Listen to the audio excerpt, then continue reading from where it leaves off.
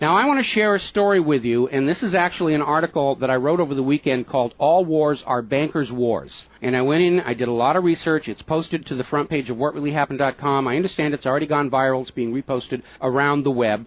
But I wanted to basically tell it to you here on the radio show. And it's a very long story. We're probably going to take the rest of the hour to do it.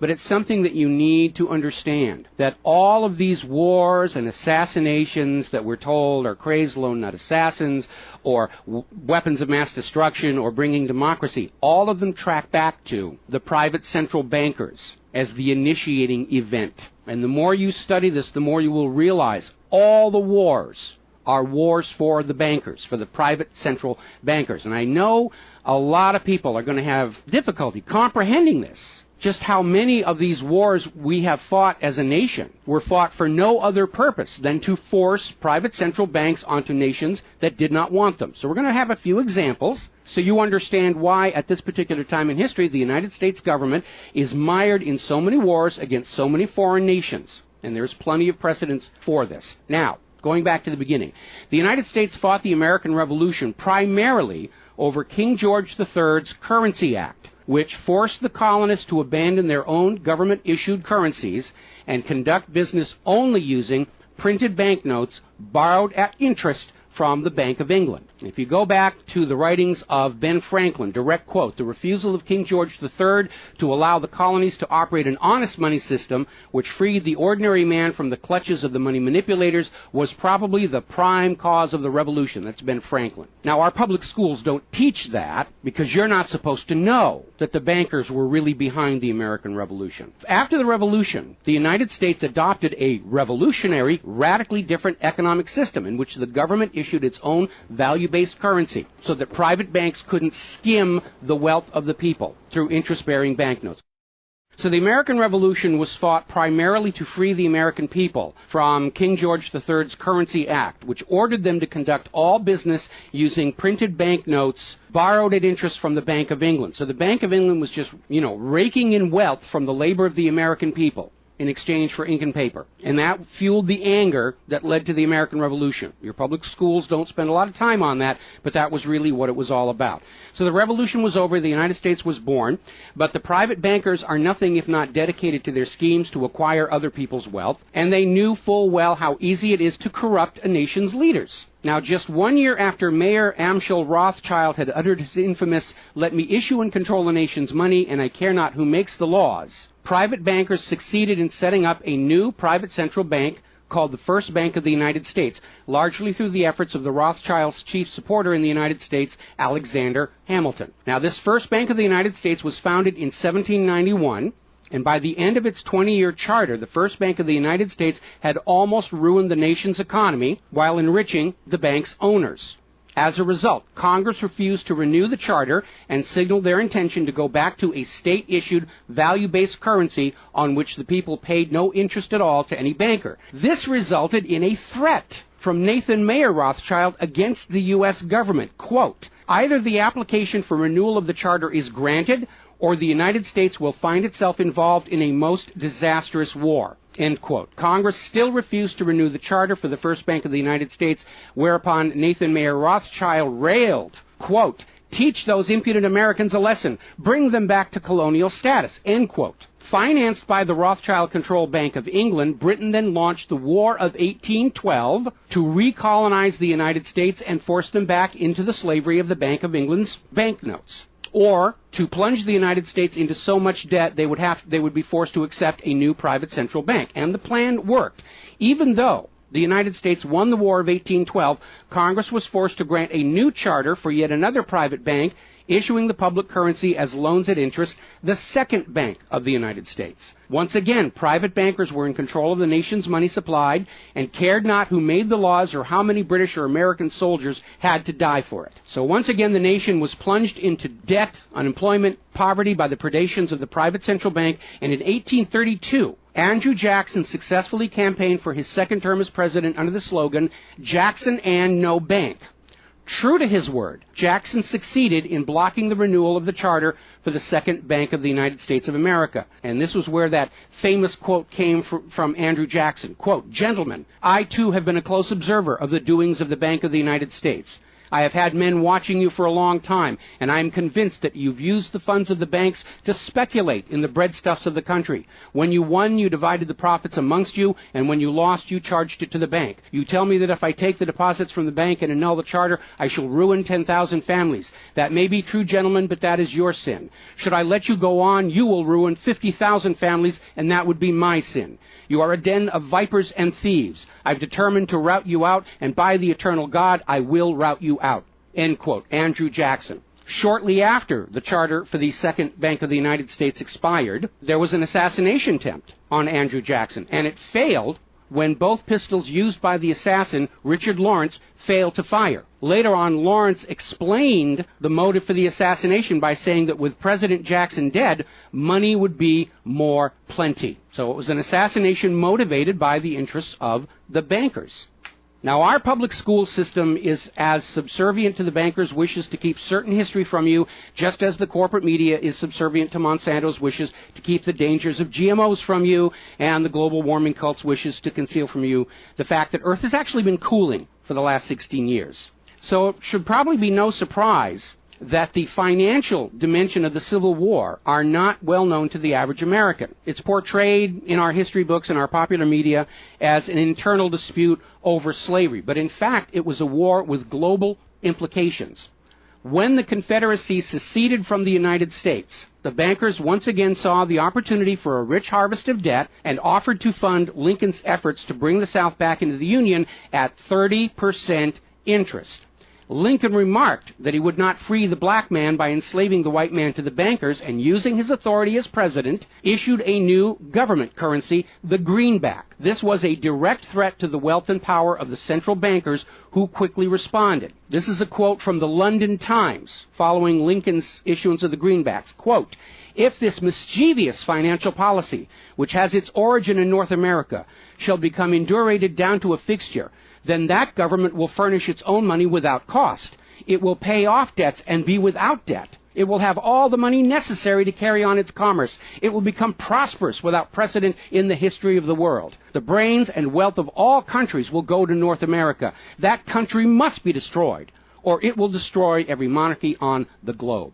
So, goaded by the private bankers, much of Europe supported the Confederacy against the Union, with the expectation that victory over Lincoln would mean the end of the greenback. France and Britain seriously considered an outright invasion on the United States in support of the Confederacy, but they were held at bay by Russia. A little bit of history most Americans don't understand. Russia came to the aid of Lincoln's Union during this crisis. Now, at that time, Russia had just ended their serfdom system, and they had a state central bank similar to the system the United States had been founded on. Now, free of European intervention, the Union won the war, and Lincoln announced his intention to go on issuing the greenbacks. Following Lincoln's assassination, the greenbacks were pulled from circulation, and the American people forced to go back to an economy based on banknotes borrowed at interest from the private bankers.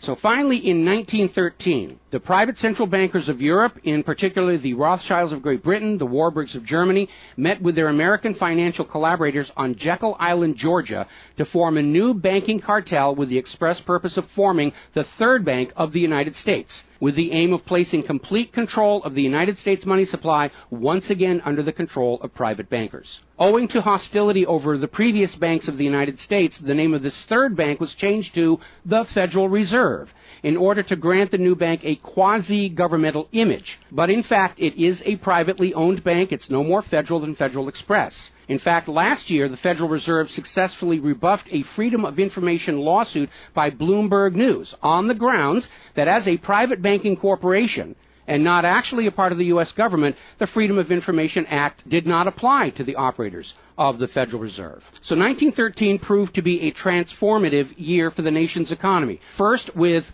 Congress' passage of the 16th Income Tax Amendment and the false claim it had been ratified. Here's another direct quote. "I think if you were to go back and try and find and review the ratification for the 16th Amendment, which was the internal revenue, the income tax, I think if you went back and examined that carefully, you would find that a sufficient number of states never ratified that amendment," end quote. That's U.S. District Court Judge James C. Fox in Sullivan versus United States, 2003. Later that same year, 1913, and apparently unwilling to risk another questionable amendment, Congress passed the Federal Reserve Act over the Christmas holiday in 1913, while members of Congress opposed to the measure were at home. This was a very underhanded deal, as the Constitution explicitly vests Congress with the authority to issue the public currency, does not authorize its delegation, and thus would have required a new amendment to transfer that authority to a private bank. But pass it, Congress did, and President Woodrow Wilson signed it as he promised the bankers he would in exchange for generous campaign contributions. Now, President Wilson later regretted that decision. You've probably heard this quote before, but you're going to get it again. Quote, "I am a most unhappy man. I have unwittingly ruined my country. A great industrial nation is now controlled by its system of credit. We are no longer a government by free opinion, no longer a government by conviction and the vote of the majority, but a government by the opinion and duress of a small group of dominant men." That was Woodrow Wilson writing in 1919.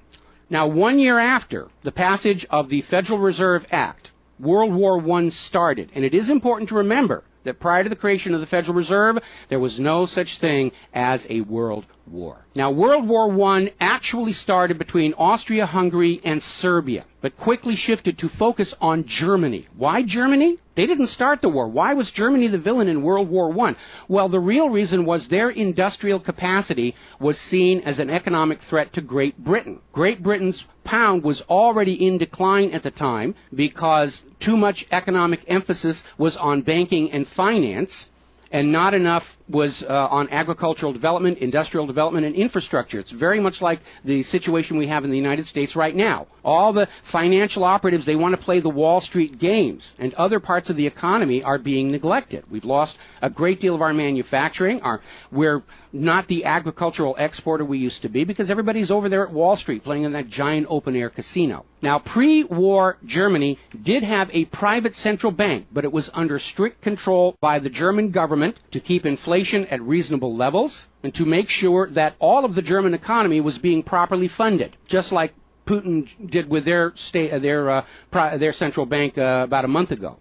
Under government control by the German government, investment was guaranteed to internal economic development, and as a result, Germany had become a major manufacturing technological power. They were exporting products that Great Britain could not compete with. So in the media of the day, Germany was portrayed as the main opponent of World War I. And not just defeated, it was flattened. Now, following the Treaty of Versailles, Germany was ordered to pay the war costs of all the participating nations, even though Germany had not started that war. This amounted to 3 times the value of all of Germany itself. Germany's private central bank, to which the German government had gone deeply into debt to pay the cost of the wars, was allowed to break free of government control. That led to the massive inflation of the Weimar Republic, followed, permanently trapping the German people in endless debt. And money speculators were running rampant, and it led to these situations where you had literally a whole basket full of paper notes to get a loaf of bread. Now, when the Weimar Republic collapsed economically, it opened the door for the National Socialists to take power. Their first financial move was to issue their own state currency, which was not borrowed from private central banks. It was based on a unit of value, not a unit of debt. Freed from having to pay interest on the money in circulation, Germany blossomed and quickly began to rebuild its industry. It was an amazing transformation to see. The media called it the German miracle. Time magazine lionized Hitler for the amazing improvement of life for the German people and the explosion of German industry, and they even named him Time magazine's Man of the Year in 1938. And then once again, Germany's prosperity and freedom from a private central bank loaning the public currency at interest became a threat to other nations and other powers. I have a couple of quotes here from Winston Churchill that tells you what was really going through the minds of Europe in the years leading up to World War II. Quote, "Should Germany merchandise again," which means do business, "should Germany merchandise again in the next 50 years, we have led this war, World War I, in vain." That was Winston Churchill writing in the Times in 1919. Another quote, "We will force this war upon Hitler if he wants it or not," end quote. Winston Churchill in a 1936 radio broadcast. Quote, "Germany becomes too powerful. We have to crush it," end quote. Winston Churchill in November 1936 speaking to U.S. General Robert Wood. Quote, "This war is an English war, and its goal is the destruction of Germany." Winston Churchill, autumn 1939 broadcast. So it was all about economics and profitability. Now, Germany's state-issued value-based currency was also a direct threat to the wealth and power of the private central banks around the world. And as early as 1933, they started to organize a global boycott against Germany to strangle this upstart ruler who thought he could run his nation without a private central bank. Now, as had been the case in World War I, Great Britain and other nations threatened by Germany's economic power looked for an excuse to go to war. And as public anger in Germany grew over the boycott, Hitler foolishly gave them that excuse. Years later, in a spirit of candor, the real reasons for the war were made clear. Quote, "The war wasn't only about abolishing fascism, but to conquer sales markets. We could have, if we had intended so, prevented this war from breaking out without doing one shot, but we didn't want to." End quote. Winston Churchill to Harry Truman, March 1946. One more quote here. Quote, "Germany's unforgivable crime before World War II was its attempt to loosen its economy out of the world trade system and to build up an independent exchange system from which the world finance couldn't profit anymore. We butchered the wrong pig." End quote. Winston Churchill writing in his book, The Second World War. Now, a little side note, we're going to actually step back in time to the years before World War II. A little bit of history a lot of Americans are still completely unaware of. And it involves a gentleman by the name of Marine Corps Major General Smedley Butler. In 1933, Wall Street bankers and financiers had bankrolled the successful rise to power of Hitler and Mussolini. Brown Brothers Harriman in New York, and they're still there. I saw them when I was there for the 9/11 anniversary. They were financing Hitler right up to the day war was declared with Germany. And these Wall Street financiers decided that a fascist dictatorship in the United States, based on the one Mussolini had in Italy, was going to be far better for their business interests than Roosevelt's New Deal, which threatened massive wealth redistribution to recapitalize the working and middle classes of America. So the Wall Street tycoons recruited General Butler to lead the overthrow of the U.S. government and install a Secretary of General Affairs who would be answerable to Wall Street and not the people, would crush social unrest and shut down all the labor unions. General Butler pretended to go along with the scheme, but then exposed the plot to Congress. So they recruited Marine Corps Major General Smedley Butler to lead this coup d'etat because Butler was very popular with the soldiers, and his image as part of this move would help convince the military this was the right thing to do. Now, to his credit, Major General Smedley Butler, remembering his oath to the Constitution, pretended to go along with the scheme, but then exposed the plot to the United States Congress. Congress, then as now in the pocket of Wall Street bankers, refused to act. When Roosevelt learned of the planned coup, he demanded the arrest of the plotters, but the plotters simply reminded Roosevelt that if any one of them were sent to prison, their friends on Wall Street would deliberately collapse the still fragile U.S. economy and blame Roosevelt for it. So Roosevelt was unable to do anything about this attempted coup d'etat until the start of World War II, at which time he prosecuted many of the plotters under the Trading with the Enemy Act. Now, mostly it was glossed over. Oh, it was just a rumor, unfounded. It's wacko conspiracy theory. But in 1967, the congressional minutes of Smedley Butler's revelation to Congress of the coup were finally released to the public. You ever see this movie 7 Days in May, Kirk Douglas and Burt Lancaster, about an attempted military takeover of the United States of America? It was based loosely on this story. But of course, in the movie, the bankers being behind the Burt Lancaster character was completely removed from the script here. Now, Smedley Butler is also famous for writing a work called War is a Racket. And I would like to read you a quote from that. Quote, "I spent 33 years and 4 months in active military service as a member of our country's most agile military force, the Marine Corps. I served in all commissioned ranks from second lieutenant to major general. And during that period, I spent more of my time being a high-class muscle man for big business, for Wall Street, and for the bankers. In short, I was a racketeer, a gangster for capitalism. I suspected I was just part of a racket at the time. Now I'm sure of it. Like all members of the military profession, I never had an original thought until after I left the service. My mental faculties remained in suspended animation while I obeyed the orders of the higher-ups. This is typical with everyone in the military service. Thus, I helped make Mexico and especially Tampico safe for American oil interests in 1914. I helped make Haiti and Cuba a decent place for the National City Bank boys to collect revenues in. I helped in the raping of half a dozen Central American republics for the benefit of Wall Street. The record of racketeering is long. I helped purify Nicaragua for the International Banking House of Brown Brothers in 1909 through 1912. I brought light to the Dominican Republic for American sugar interests in 1916. In China in 1927, I helped see to it that the Standard Oil went its way unmolested. During those years, I had, as the boys in the back room would say, a swell racket. I was rewarded with honors, medals, and promotion. Looking back on it, I feel I might have given Al Capone a few hints. The best he could do was operate his racket in 3 city districts. I operated on 3 continents. General Smedley Butler, former U.S. Marine Corps Commandant, and he wrote that in 1935. So, now moving forward here. As president, John Fitzgerald Kennedy understood the predatory nature of private central banking. He understood why Andrew Jackson fought so hard to end the Second Bank of the United States. So Kennedy wrote and signed Executive Order 11110, which ordered the U.S. Treasury to issue a new public currency called the United States Note. Now, Kennedy's United States notes were not borrowed from the Federal Reserve. They were created by the U.S. government and backed by the silver stockpiles held by the U.S. government. It represented a return to the system of economics the United States had been founded on, and it was perfectly legal for Kennedy to do so under the Constitution.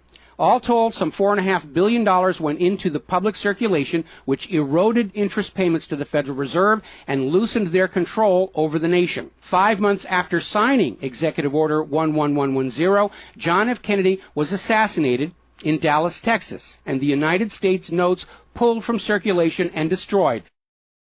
Following Kennedy's assassination, John J. McCloy, president of the Chase Manhattan Bank and president of the World Bank, was named to the Warren Commission. Now, I don't care how good a banker he is. He's not qualified to be investigating a murder, which is what we were told the Warren Commission was all about, to get the truth of the assassination. But we all know that the Warren Commission was there to cover up what was going on, and obviously we can presume safely that John J. McCloy's presence on the Warren Commission was to make sure the American public never got even a hint of the financial dimensions behind the assassination.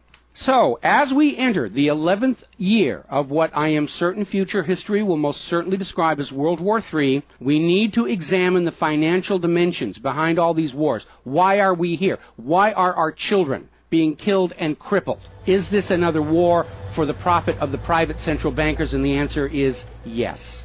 Now, toward the end of World War II, when it became obvious that the Allies were going to win and dictate the post-war political environment, the major world economic powers met at Bretton Woods, a luxury resort in New Hampshire, in July of 1944, and they hammered out the Bretton Woods Agreement for International Finance. The British pound lost its position as the global trade and reserve currency to the U.S. dollar. There are indications this was part of the price demanded by Roosevelt in exchange for the U.S. entry into the war. Now, absent the economic advantages of being the world's go-to currency, Britain was forced to nationalize their Bank of England in 1946. The Bretton Woods Agreement, ratified in 1945, in addition to making the dollar the global reserve and trade currency, obligated the signatory nations to tie their currencies to the dollar. The nations that ratified Bretton Woods did so on 2 conditions. The first was that the Federal Reserve would refrain from overprinting the dollar, basically as a means to loot real products and produce from other nations in exchange for ink and paper. It basically was an imperial tax imposed by the U.S. economic system on the rest of the world. That assurance of no overprinting was supposedly backed up by the second requirement, which was that the U.S. dollar would always be convertible back to gold by the U.S. government at $35 an ounce. Now, of course, the Federal Reserve, being a private bank and not answerable to the U.S. government, did in fact start overprinting paper dollars, which were sent to other nations around the world, and under Bretton Woods, they had to send back products and produce and raw materials at full value. And much of the perceived American prosperity of the 1950s and 60s was the result of these foreign nations having to send real raw materials, goods, produce, back to the United States in exchange for these little pieces of paper with ink all over them, because they were forced to accept these paper notes as being worth $35 per ounce of gold. Then in 1970, France started looking at this huge pile of printed paper notes sitting in their bank vaults, for which real French products like wine and cheese had been traded, and it notified the United States government that they would exercise their option under Bretton Woods to return all those paper notes for gold at the agreed-upon $35 per ounce exchange rate. The problem was the United States had nowhere near the gold to redeem all those paper notes. So on August 15, 1971, Richard Nixon temporarily, nudge, nudge, wink, wink, say no more, suspended gold convertibility of the U.S. Federal Reserve notes. This Nixon shock, as it was termed at the time, effectively ended Bretton Woods, and many global currencies started to delink from the U.S. dollar. And it created another problem because the United States had been collateralizing their loans, money borrowed from other governments and foreign investors, with the American nation's gold reserves. And with the awareness that there wasn't enough gold to redeem all the Federal Reserve notes, lenders to the U.S. were starting to wonder, did the U.S. government have enough gold to collateralize their outstanding debts? Foreign nations began to get very nervous about the loans to the United States, and they were understandably reluctant to loan any additional money without some form of collateral. So what Richard Nixon did is he founded the environmental movement with the EPA and its various programs like wilderness zones and roadless areas and heritage rivers, wetlands, and all these other little different programs which all took vast areas of public lands and made them off limits to the American people, who are technically the owner of all those lands. But Nixon had no concern for the environment, and the real purpose of this land grab, under the guise of the environment, was to pledge those pristine lands and their vast mineral resources as collateral on the outstanding national debt. The multitude of all these different programs was simply to conceal the scale of the land grab and collateralization of the American people's heritage. And it actually today covers almost 25% of the entire nation, is now locked up by these EPA programs and pledged as collateral on government borrowing. Now, with open lands, available lands for collateralization already in short supply, the U.S. government embarked on a new program to shore up sagging international demand for the dollar. The United States approached the world's oil-producing nations, mostly in the Middle East, and offered them a deal. In exchange for only selling their oil for dollars, the United States would guarantee the military safety of those oil-rich nations. The oil-rich nations would agree to spend and invest their U.S. paper dollars inside the United States, particularly in U.S. Treasury bonds, which would be redeemable through future generations of U.S. taxpayers. The concept was labeled the petrodollar.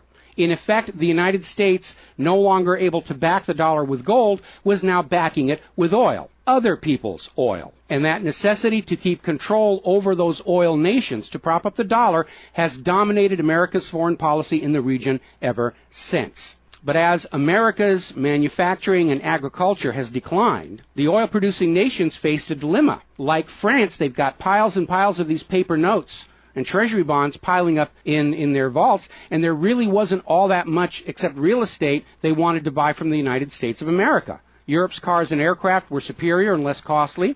In more recent times, America's experiment with GMO food crops has led a lot of nations to simply avoid buying U.S. agricultural exports. Israel's constant belligerence against its neighbors has caused the oil-producing nations to wonder if the U.S. could actually keep their end of the petrodollar arrangement. So oil-producing nations started to talk of selling their oil for whatever currency the purchasers wanted to pay. Iraq, already somewhat hostile to the United States following Desert Storm, demanded the right to sell their oil for euros in 2000. In 2002, the United Nations agreed that Iraq had a right to sell their oil for euros under the Oil for Food program. 1 year later, 2003, the United States reinvaded Iraq, lynched Saddam Hussein, and placed Iraq's oil back on the world market, only available for U.S. dollars.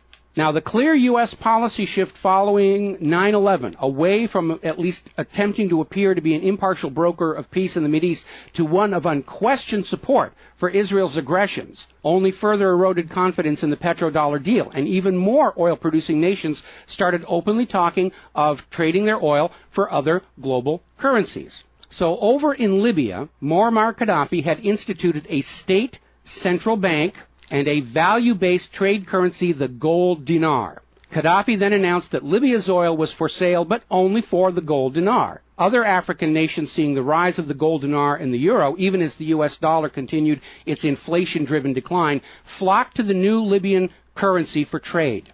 This move had the potential to seriously undermine the global hegemony of the dollar. French President Nicolas Sarkozy reportedly went so far as to call Libya a threat to the financial security of the world. So the United States invaded Libya under the guise of supporting a popular rebellion. They brutally murdered Gaddafi, apparently because the object lesson of Saddam's lynching had not been enough of a message, imposed a private central bank, and returned Libya's oil output to dollars only. The gold that was supposed to be made into the gold dinars, as of the last report I could find, unaccounted for. Now, according to General Wesley Clark, the master plan for the dollarification of the world's oil nations included 7 targets: Iraq, Syria, Lebanon, Libya, Somalia, Sudan, and Iran. Venezuela, which has started selling their oil to China for the yuan, seems to be a late addition. What is notable about those original 7 nations targeted by the U.S. is that none of them are members of the Bank of International Settlements. This is the private central banker's private central bank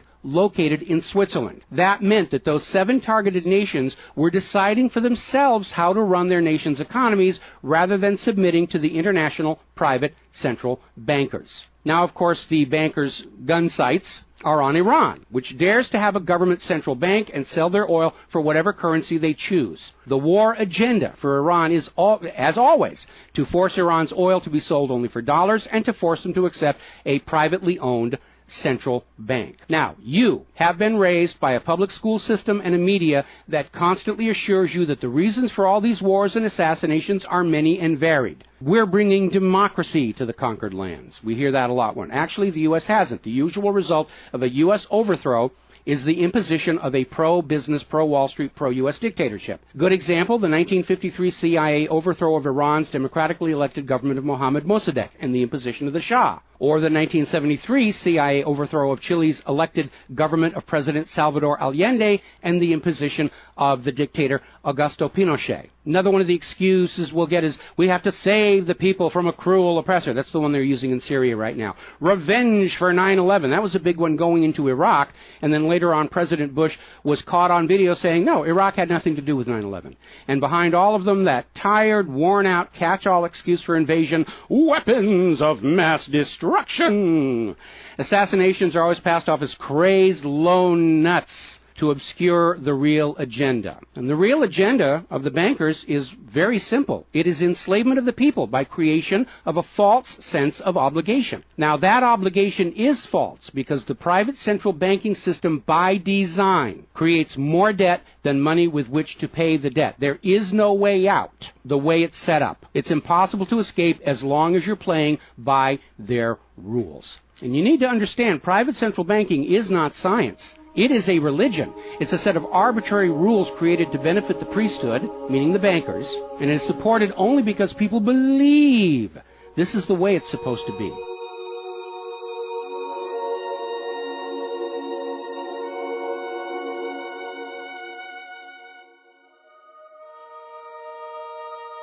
It is a religion. It's a set of arbitrary rules created to benefit the priesthood, meaning the owners of the private central banks. The fraud persists with often lethal results only because the people are brainwashed into believing that this is the way life is supposed to be, and no alternative exists or should even be dreamt of. Now, this same approach, the same brainwashing, was true of 2 earlier systems of enslavement, rule by divine right and slavery, both systems built to trick people into obedience, and both now recognized by modern civilization as illegitimate. So now we are on the verge of a new era in history where we will recognize that rule by debt, rule by private central bankers issuing the public currency as a loan at interest is equally illegitimate. It only works as long as people allow themselves to believe that this is the way life is supposed to be. But you need to understand something that's the core of the issue. Private central banks do not exist to serve the people, the community, or the nation. Private central banks exist to serve their owners, to make them rich beyond the dreams of Midas, and all for the cost of ink, paper, and the right bribe to the right official, and the occasional assassination. But behind all these wars and all these assassinations, the 100 million plus horrible deaths from all of these wars, lies a single policy of financial dictatorship. The private central bankers only allow rulers to rule, only on the promise that the people of a nation be enslaved to the private central banks. Rulers who do not go along with that will be killed, their nation invaded by those other nations still enslaved to the private central banks. The bankers themselves don't fight these wars. Their children are not in these wars. A nation tries to break free of the private central bankers like Libya. All the other nations under the bankers' control pile on and destroy them. This so-called clash of civilizations you are being told about by the corporate media, it's really a war between banking systems, with the private central bankers forcing themselves onto the rest of the world, no matter how many millions must die for it. The constant hate-mongering against Muslims you see in the corporate media lies in a simple fact. Like the ancient Christians, prior to the Knights Templars, Muslims forbid usury or the lending of money at interest because they saw in ancient times, like Rome, how these banking practices could destroy an entire society. And that is the reason our government media insists that Muslims have to be hated and killed and converted. They refuse to submit to currencies loaned at interest. They refuse to be debt slaves.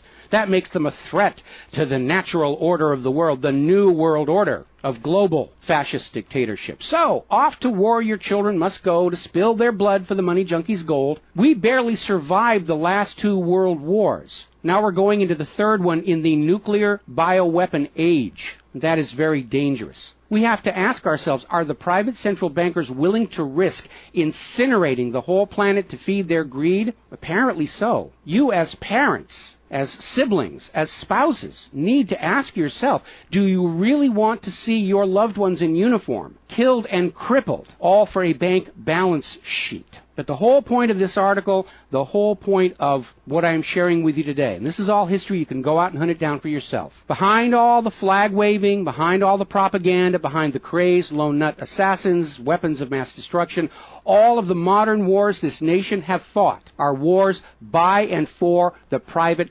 bankers, fought and bled for by third parties unaware of the true reason they're expected to gracefully accept being killed and crippled for. And the process is quite simple. We've explained it before on this show. As soon as the private central bank issues its currency as a loan at interest, the public is forced deeper and deeper into debt. When the people are reluctant to borrow anymore, that's when the Keynesian economists demand the government borrow more to keep the pyramid scheme working. When both the people and the government refuse to borrow anymore, that is when the large wars get started, to plunge everyone even deeper to debt to pay for the war, and then after the war to borrow even more to rebuild. And when these horrible wars are over, the ordinary people have basically what they had before the war, except their graveyards are a lot larger, and everyone is in debt to the private bankers for the next century. That is why Brown Brothers Harriman in New York was funding the rise of Adolf Hitler, because war is the bankers' richest harvest.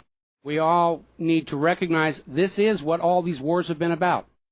Private central banking, enlarging their domain, imposing their will on nations that do not want it, imposing their system on the rulers of nations who do not want it. Bribery, blackmail, assassination, they will do anything to maintain their stranglehold on the productivity of the world's people. And as long as private central banks are allowed to exist, inevitably, as the night follows the day, there will be poverty, hopelessness, millions of deaths in endless world wars until the earth itself is sacrificed in flames to Mammon. The path to true world peace lies in the abolishment of all private central banking everywhere, and a return to the state-issued, value-based currencies that allow nations and people to become prosperous through their own labor and development and efforts. Now, I mentioned the Knights Templars.